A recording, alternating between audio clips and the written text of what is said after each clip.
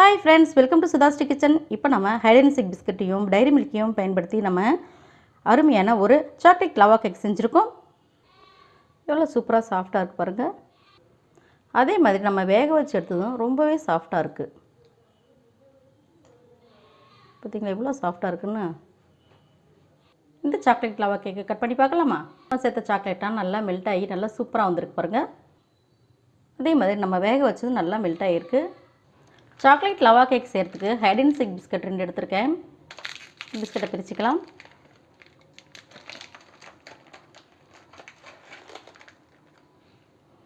இப்போ சின்ன சின்னதாக உடச்சி போட்டுக்கலாம்.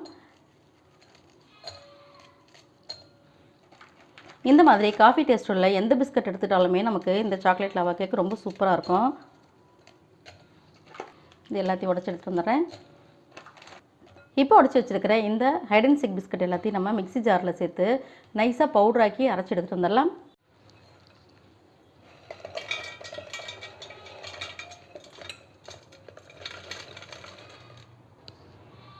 பவுடர் செஞ்ச பிஸ்கட் எல்லாத்தையும் நம்ம இதே பவுலுக்கு மாற்றிக்கலாம்.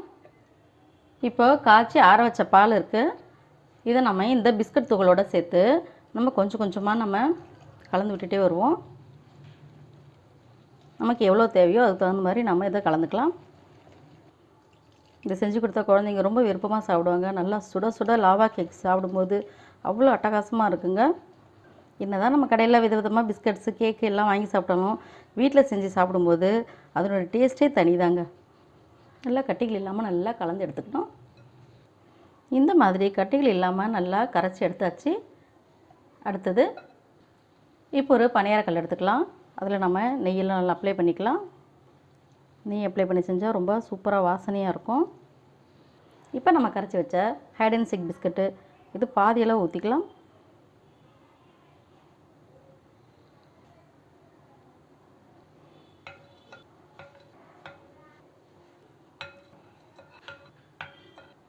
இந்த மாதிரி பாதியளவு சேர்த்துட்டு அடுத்தது இப்போ நம்ம எடுத்துருக்கிற டைரி மில்கை நம்ம இதில் சேர்க்க போகிறோம்.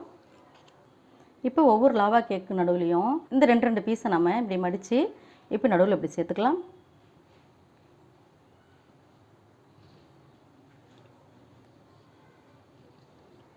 இப்போ இந்த சாக்லேட்ஸ்லாம் நம்ம சேர்த்தாச்சு.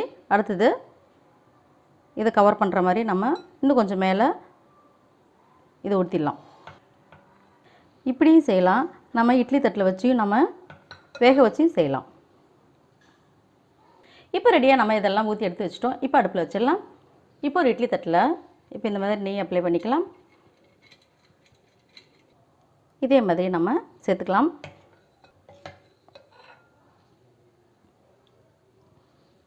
இப்போ நம்மளுடைய டைரி மில்க் சாக்லேட்டு நல்லா இந்த மாதிரி வந்திருக்கு.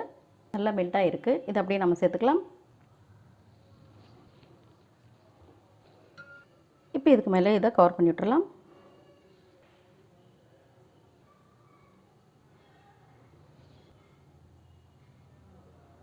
நம்மளுடைய சாக்லேட் லவா கேக் வந்து பணியாரக்கல்லையும் நம்ம ரெடி பண்ணிட்டோம், இட்லி தட்டிலையும் ரெடி பண்ணிட்டோம்.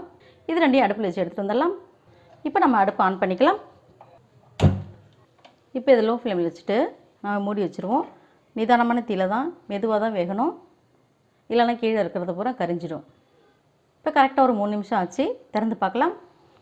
கீழெலாம் நல்லா வெந்திருக்கு போல், நல்லாவே கலர் மாறி இருக்குது. திருப்பி போட்டுக்கலாம்.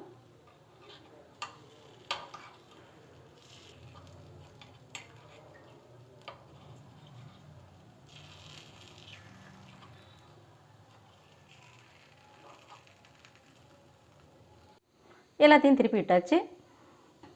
மறுபடியும் ஒரு லிட்டு வச்சு மூடிடலாம். இப்போ திறந்து பார்க்கலாம். இப்போ நம்மளுடைய சாக்லேட் லவா கேக் ரொம்ப சூப்பராக ரெடி ஆகிடுச்சு. இவ்வளோ அழகாக வந்திருக்கு பாருங்கள். சுட சுட நம்முடைய அருமையான சாக்லேட் லவா கேக் ரெடி. நம்ம இட்லி தட்டில் ஊற்றி வச்சுருக்கோம்ல, அதையும் ரெடி பண்ணி எடுத்துகிட்டு வந்துடலாம். இப்போ ஒரு வானிலையில் தண்ணி வச்சு ஸ்டாண்டு போட்டு வச்சுருக்கேன். இது மேலே ஒரு தட்டு சேர்த்துக்கலாம். இப்போ நம்ம இட்லி தட்டில் ஊற்றி வச்சுருக்கிறேன் இந்த லவா கேக் கேட்கலாம். மூடி வச்சிடலாம். ஒரு 5 நிமிஷம் கழித்து பார்க்கலாம். இப்போ திறந்து பார்க்கலாம். இப்போ ஒரு டூத்பிக் வச்சு நம்ம இப்போ வெந்திருக்கான்னு செக் பண்ணிக்கலாம். ஒட்டாமல் நல்லா வெந்திருக்கு. இப்போ நம்ம ஸ்டவ் ஆஃப் பண்ணிக்கலாம். உங்களுக்கு இந்த சாக்லேட் லாவா கேக் பிடிச்சிருந்துச்சுன்னா சுதாஸ்ரீ கிச்சனுக்கு சப்ஸ்கிரைப் பண்ணுங்கள், ஃப்ரெண்ட்ஸ் அண்ட் ரிலேட்டிவ்க்கு ஷேர் பண்ணுங்கள், லைக் பண்ணுங்கள், கமெண்ட் பண்ணுங்கள். ஆரோக்கியமானதை சமைப்போம், ஆனந்தமாக இருப்போம். தேங்க்யூ.